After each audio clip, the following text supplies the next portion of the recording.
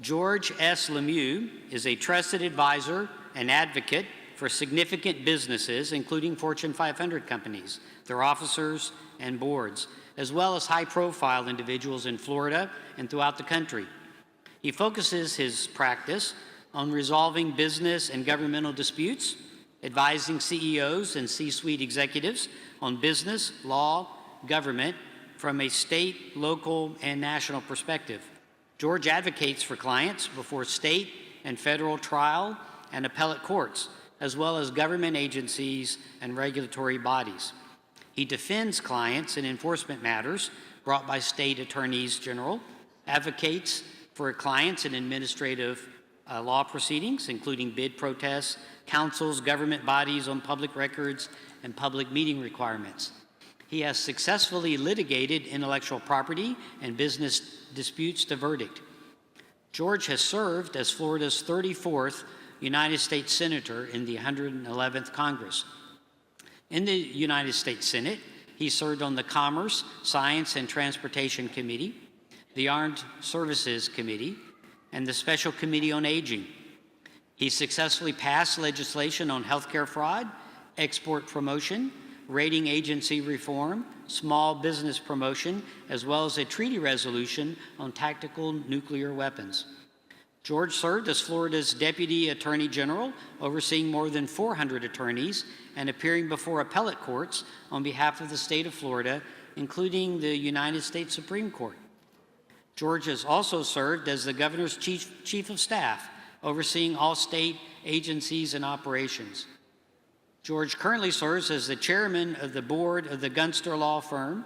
He's the founder of the LeMieux Center for Public Policy at Palm Beach Atlantic University. Please welcome Senator George LeMieux. Thank you. Good morning. Good morning. Thank you for that wonderful introduction. It's just the way I wrote it.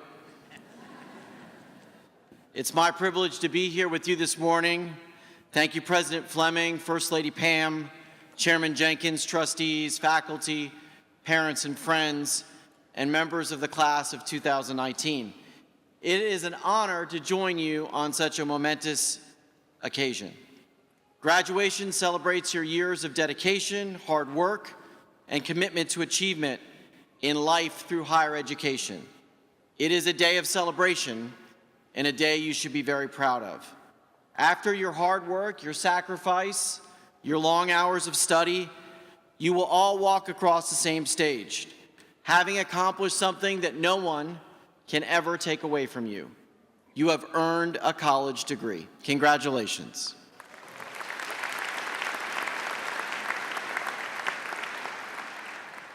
Eight years ago, I had the privilege of delivering the commencement address to the 2011 class of Palm Beach Atlantic University, and like today, it was a great honor. So in preparation for today, to give this address to you, I went back and reread my remarks from 2011. And after doing so, I realized the speech was not very good. I talked about how the world was changing. I talked about the Great Recession, the wars in Afghanistan and Iraq, and the goal of our students to further contribute to the human condition. I did not remember the speech before I reread it, and I am confident no one else remembers it either. But I am not discouraged about my past performance. Life is about second chances.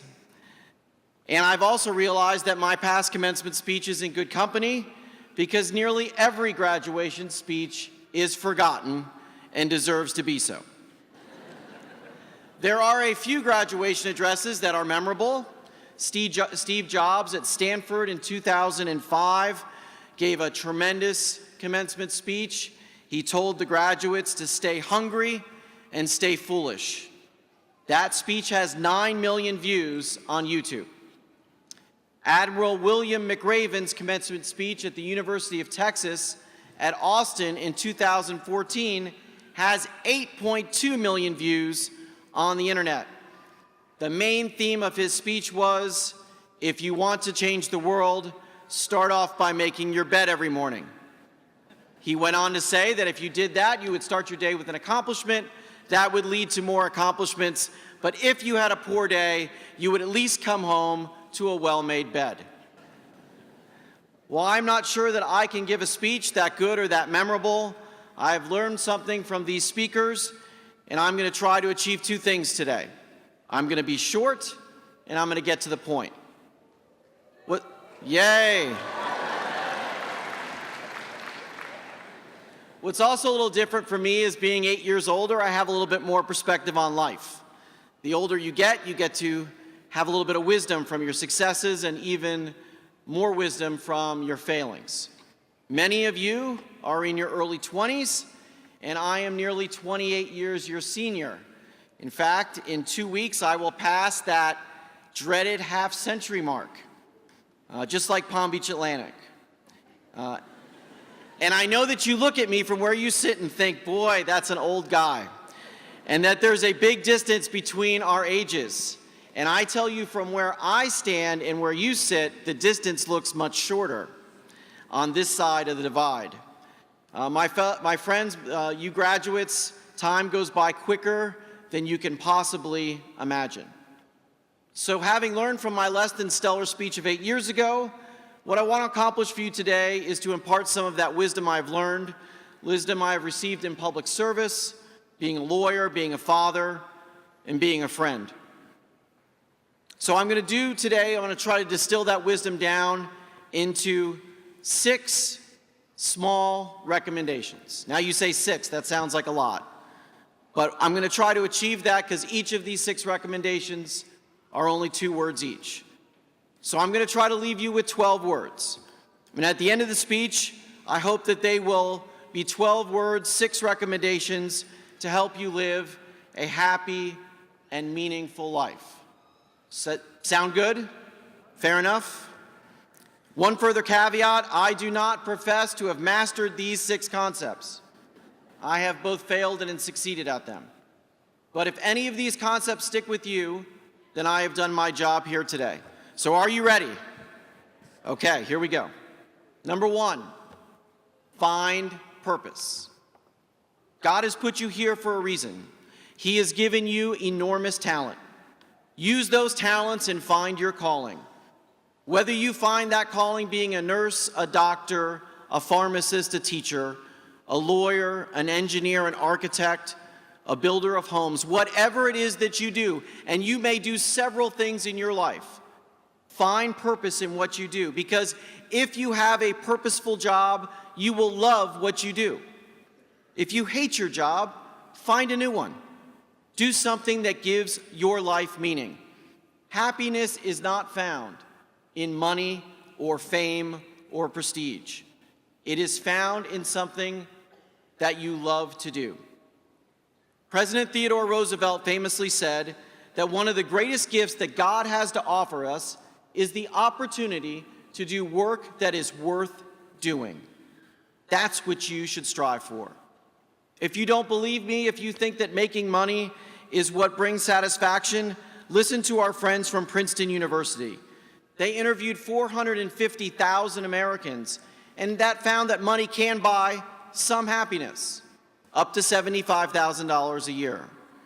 Now, why $75,000 a year? Well, there are financial struggles up to that amount for some folks that can put pressure on their life. But listen to what they realized.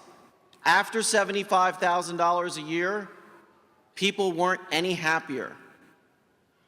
Think about that. A person who makes $750,000 a year or $7.5 million a year was not incrementally happier than a person who makes 75. It is not about making money. It is about finding that purpose in your heart, in your soul, and using your God-given talents. That will bring you happiness. So number 1, find purpose. Number 2, work hard. There is no substitute for hard work. You know that, having made your way to graduation today. There will always be people who are more talented than you, more privileged, luckier, better looking, smarter. Hard work beats talent every day and twice on Sundays. You can't control talent good looks, where you're from, who your parents are, where you started in this world. But you can control how hard you work. If you work at what you enjoy, if you find purpose, and you work hard at it, I guarantee you, you will be successful. Find purpose, work hard. Number 3, nurture relationships. Love your family. Love your parents, your brothers, your sisters, your spouse, your children. Collect friendships. Collect as many friends as you can and care for them. Call them, write them, visit them, spend time with them. Don't ever neglect or lose a friend. Relationships take work. They take time. You have to invest in them.